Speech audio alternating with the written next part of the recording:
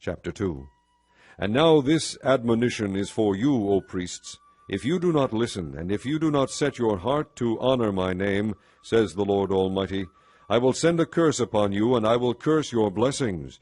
Yes, I have already cursed them, because you have not set your heart to honor me. Because of you I will rebuke your descendants. I will spread on your faces the offal from your festival sacrifices, and you will be carried off with it. And you will know that I have sent you this admonition, so that my covenant with Levi may continue, says the Lord Almighty. My covenant was with him, a covenant of life and peace, and I gave them to him. This called for reverence, and he revered me, and stood in awe of my name. True instruction was in his mouth, and nothing false was found on his lips. He walked with me in peace and uprightness, and turned many from sin.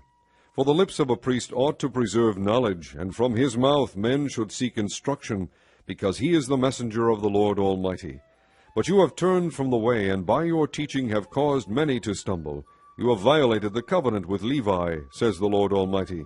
So I have caused you to be despised and humiliated before all the people, because you have not followed my ways, but have shown partiality in matters of the law.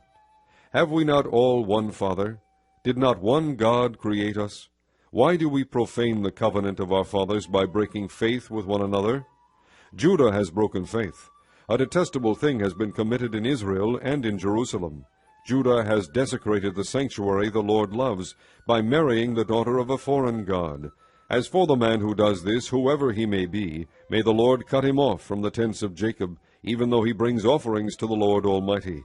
Another thing you do, you flood the Lord's altar with tears. You weep and wail because he no longer pays attention to your offerings, or accepts them with pleasure from your hands. You ask, why?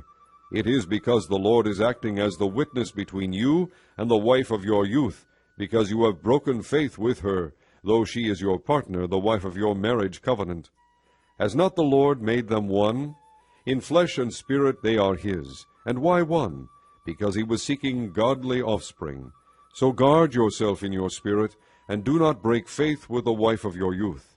I hate divorce, says the Lord God of Israel, and I hate a man's covering himself with violence as well as with his garment, says the Lord Almighty.